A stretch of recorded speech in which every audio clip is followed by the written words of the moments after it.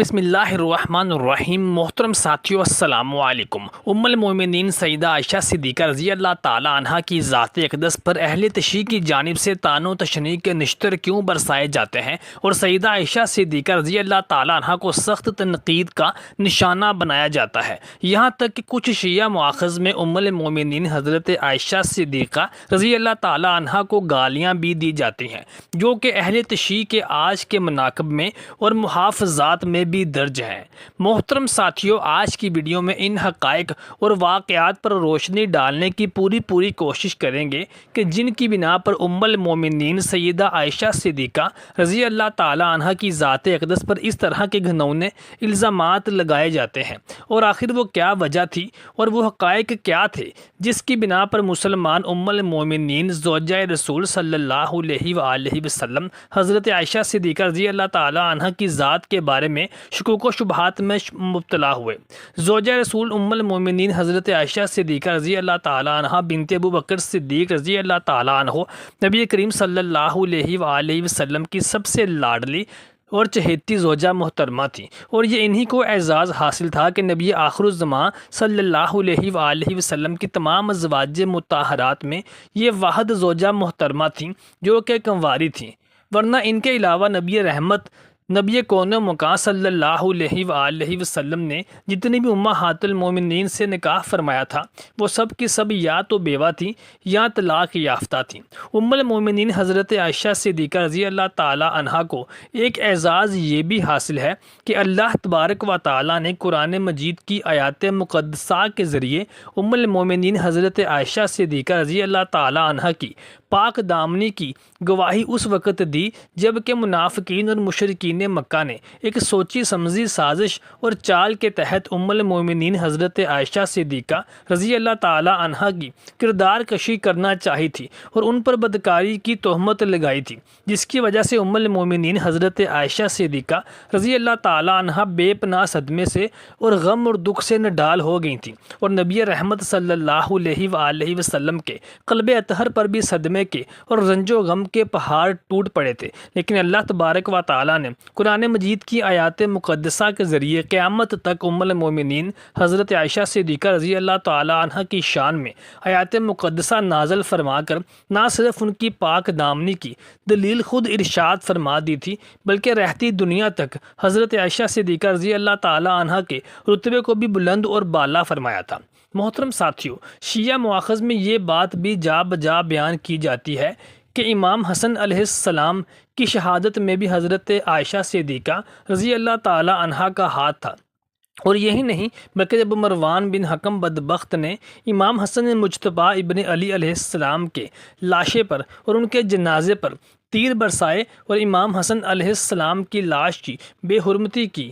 اور امام حسن علیہ السلام کی وصیت کے برخلاف ان کو روضہ رسول صلی اللہ علیہ وآلہ وسلم میں دفن نہ ہونے دیا بلکہ اس کی بجائے جنت البقیع میں دفن ہونے پر مجبور کیا، تو اس سارے معاملے کے پیچھے بھی ام المومنین حضرت عائشہ صدیقہ رضی اللہ تعالی عنہ کو ہی مورد الزام ٹھہرایا جاتا ہے۔ محترم ساتھیوں، ام المومنین حضرت عائشہ صدیقہ رضی اللہ تعالی عنہ کی ذات اقدس پر شیعہ مؤاخذ میں جو الزامات کی ایک لمبی فہرست لگائی جاتی ہے، یہ الزامات لگانے کے پیچھے ایک سب سے بڑی وجہ جو کہ بظاہر سب سے اہم اور سب سے بڑی وجہ نظر آتی ہے وہ یہ ہے کہ ام المومنین حضرت عائشہ صدیقہ رضی اللہ تعالی عنہ بصرہ کے مقام پر جنگ جمل میں حضرت علی کرم اللہ وجہ الکریم کے خلاف جنگ کے میدان میں نکل آئی تھیں، اور اس موقع پر ام المومنین حضرت عائشہ صدیقہ رضی اللہ تعالی عنہ کو مولا کائنات حضرت علی کرم اللہ وجہ الکریم رضی اللہ تعالی عنہ کے خلاف جنگ کرنے میں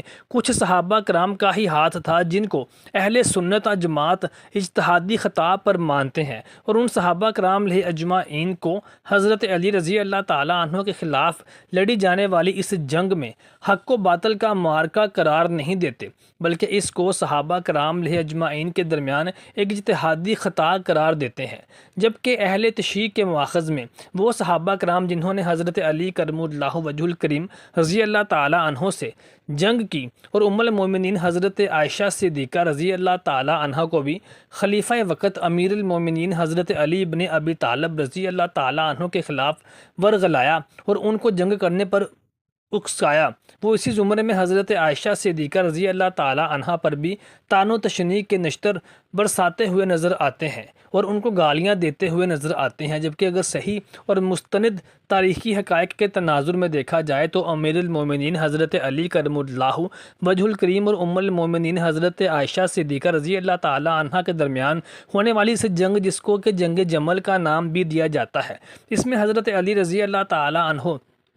فاتح قرار پائے تھے، لیکن حضرت علی رضی اللہ تعالی عنہ نے سیدہ عائشہ صدیقہ رضی اللہ تعالی عنہا سے کسی قسم کی بھی کوئی گستاخی یا کوئی بے ادبی نہیں کی تھی، بلکہ حضرت علی رضی اللہ تعالی عنہ نے تو جنگ جمل کے اختتام پر ام المومنین حضرت عائشہ صدیقہ رضی اللہ تعالی عنہا کو ان کے برادر محمد ابن ابی بکر صدیق رضی اللہ تعالی عنہ کے ساتھ ان کی معیت میں بخیر و عافیت مدینہ منورہ روانہ فرمایا تھا، اور ان کے بھائی محمد ابن ابی بکر صدیق کو ان کی حفاظت پر مامور فرمایا تھا، اور ام المومنین عائشہ صدیقہ رضی اللہ تعالی عنہا بھی اپنی اس اجتہادی خطا پر ساری عمر پشیمان رہی تھی کہ انہوں نے حضرت علی رضی اللہ تعالی عنہ کے خلاف جنگ میں شرکت کیوں کی تھی، اور ان کے خلاف ایک محاذ کھڑا کیوں کیا تھا اور جنگ کیوں لڑی، جبکہ شیعہ مواخذ اسی ایک متضاد اور متروک اور قدر کاذب روایت کے سبب حضرت عائشہ صدیقہ رضی اللہ تعالی عنہا کی ذات اقدس پر طعن و تشنیع کے تیر برساتے ہوئے نظر آتے ہیں اور ان کی ذات پر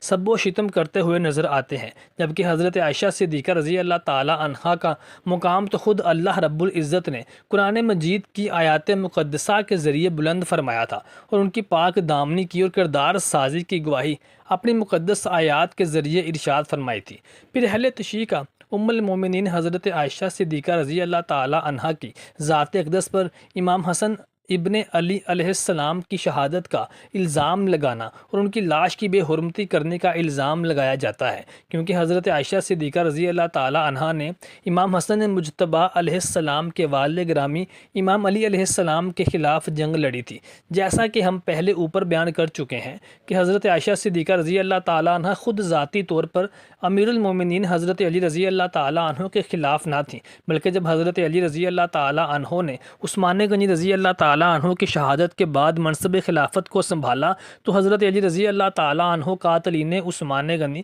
رضی اللہ تعالی عنہ کو فی الفور گرفتار نہ کر سکے، تو صحابہ کرام کی ایک کثیر تعداد حضرت عائشہ صدیقہ رضی اللہ تعالی عنہ کے پاس پہنچی اور جا کر عرض کیا کہ امیر المومنین اور خلیفہ وقت آپ کے فرزند عثمان غنی رضی اللہ تعالی عنہ کو شہید کر دیا گیا ہے، اور نئے خلیفہ حضرت علی رضی اللہ تعالی عنہ ان کے قاتلین کو گرفتار کرنے میں ناکام ہے اور مدینہ منورہ میں بدامنی پھیلی ہوئی ہے، چنانچہ ہماری آپ سے گزارش ہے کہ مدینہ منورہ کے تقدس کو پامال کرنے کی بجائے اس کے امن کو دوبارہ بحال کیا جائے، اور اس کے لیے حضرت علی رضی اللہ تعالی عنہ کو خلافت سے دستبردار کیا جائے، جس کے لیے آپ کو ہمارے ساتھ میدان عمل میں میدان جنگ میں آنے کی ضرورت ہے۔ جن کی باتوں میں آ کر سیدہ عائشہ صدیقہ رضی اللہ تعالی عنہا حضرت علی رضی اللہ تعالی عنہ کے مقابلے میں جنگ جمل میں شریک ہوئیں، لیکن بعد میں وہ اپنی ساری زندگی حضرت علی رضی اللہ تعالی عنہ کے خلاف لڑی جانے والی اس جنگ پر پشیمان ہی رہیں۔ چنانچہ شیعہ مواخذ میں درج یہ روایات اور یہ مفروضات محض مفروضات ہی ہیں،